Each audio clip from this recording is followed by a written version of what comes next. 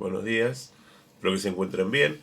Hoy es lunes, yo arranqué muy tempranito hoy, por ahora está muy feo el tiempo. Espero que estén bien en sus casas, que estén bien de salud, de ánimo, emocionalmente también. Recuerden que el miércoles vamos a tener a las 12 un meet, una reunión, un poco para ver cómo andan, para explicar algún tema que no hayan entendido. Es de carácter obligatorio, igual todo lo que tiene que ver con nuestras clases no es algo optativo, sino que es de carácter obligatorio como es la secundaria. Una de las cosas que está en el diseño curricular, que tiene que ver con las leyes y con la cuestión laboral, tiene un carácter obligatorio porque yo considero que ustedes tienen que estar preparados para salir al mundo laboral.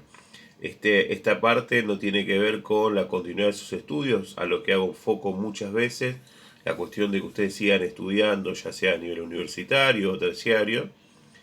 Esto tiene que ver directamente con el mundo laboral.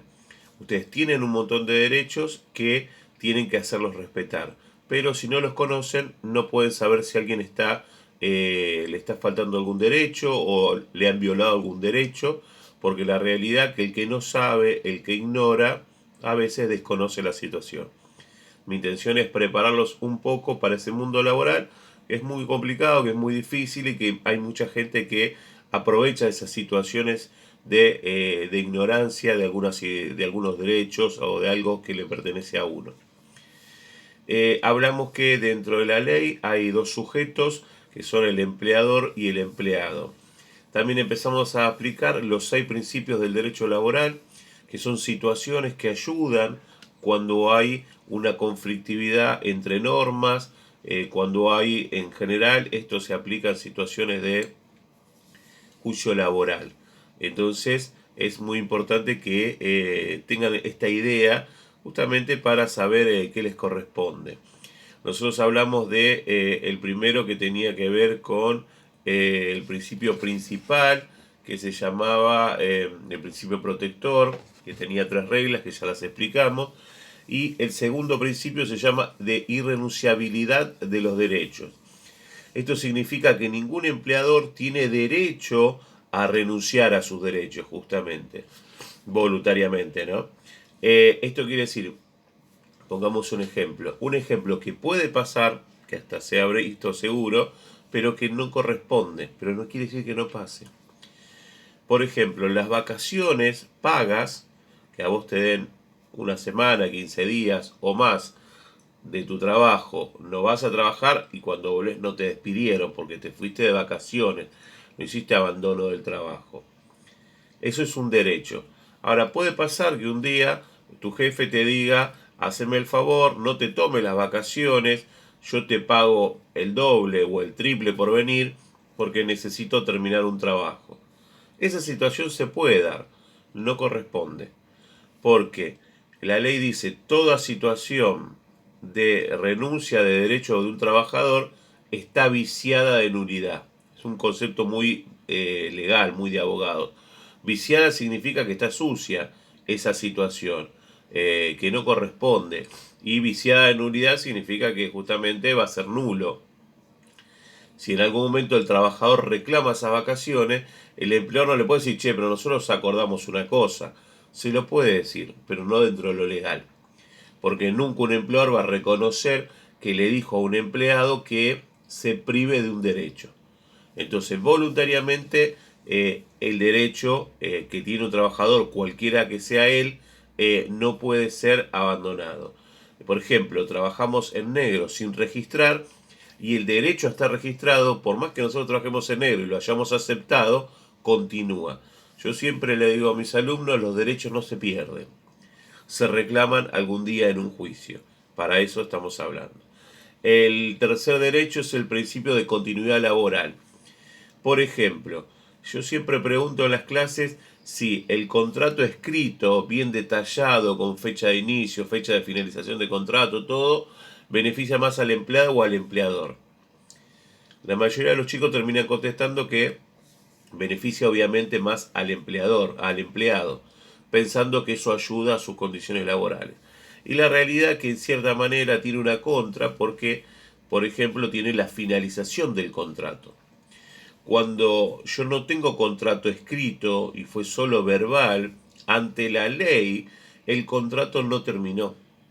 Porque una de las partes va a decir, ¿y dónde está el contrato? ¿Y dónde decía que hoy terminaba el contrato? Por eso las cosas siempre tienen que ser claras. Si yo me quiero beneficiar, el principio de continuidad laboral dice que si no hay un contrato escrito, si no está establecida una fecha límite de la relación laboral entre empleado y empleador, la fecha continúa. ¿Ok? El cuarto principio se llama principio de primacía de la realidad. Ante un juicio, tanto empleador como empleado lo que tiene que demostrar es la realidad. Yo puedo decir que mi empleador me prometió pagar $1.000.000, pero lo tengo que poder comprobar. No, bueno, este mes no cobré, pero todos los meses venía cobrando $1.000.000. Y la realidad es que lo tengo que comprobar. Como, por ejemplo, si mi empleador dice, sí, Rodrigo robó, por eso lo eché. Bien, ¿dónde están las pruebas de que Rodrigo robó? Tengo que demostrar que esa realidad existió, que no es un invento de mi cabeza. Yo no puedo ir al juez a plantearle algo que no puedo demostrar.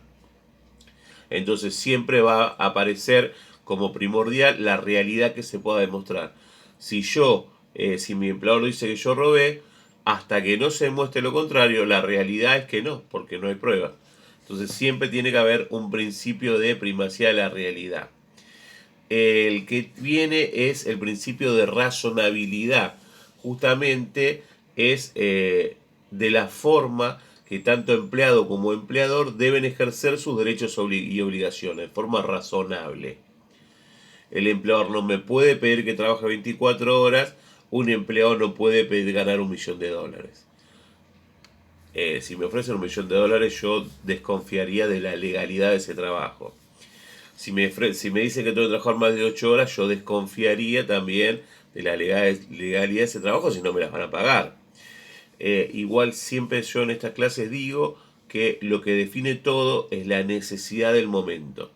En base a la situación en la que estamos viviendo, muchas veces aceptamos o no condiciones laborales que a veces son un poco complicadas. El último, el sexto, es el principio de buena fe. Se supone que las relaciones laborales van a ser desarrolladas en un principio de buena fe. Yo no puedo arrancar un trabajo pensando que no me van a pagar. Yo tengo que tener fe de que va a pasar. Como el empleador tiene fe de que yo voy a hacer lo que le dije que iba a hacer. Trabajar 8 horas. Piensen, chicos, que un jefe o un empleador no tiene por qué estar persiguiéndonos para que trabajemos. Lo tenemos que hacer porque nosotros voluntariamente aceptamos una tarea. El empleador tiene que saber que yo de esa manera la voy a desarrollar aunque él no me esté controlando las 8 horas. ¿Se entiende? Entonces, yo tengo que tener la misma fe y saber que el día, no sé, habitualmente se paga dentro de los primeros 5 días hábiles del mes, es lo más común. Yo tengo que pensar que en esa fecha voy a cobrar. Seguro que capaz que averiguo, le pregunto a mis compañeros si están pagando al día o algo, pero debería tener fe. Porque una relación, cualquier tipo de relación, debe empezar con un principio de buena fe. De que de algo va a ser, algo bueno va a salir de esta relación, ya sea de pareja, de amigos o laboral. Entonces tiene que haber un principio de buena fe.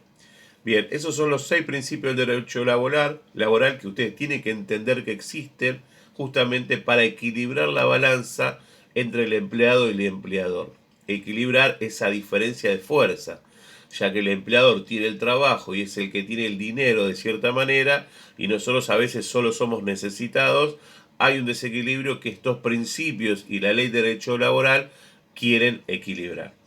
Bueno, acuérdense, miércoles 12 horas, los espero en el Meet, así charlamos un rato a ver cómo andan y ver cómo vamos terminando el año. Les mando un abrazo, que tengan buena semana.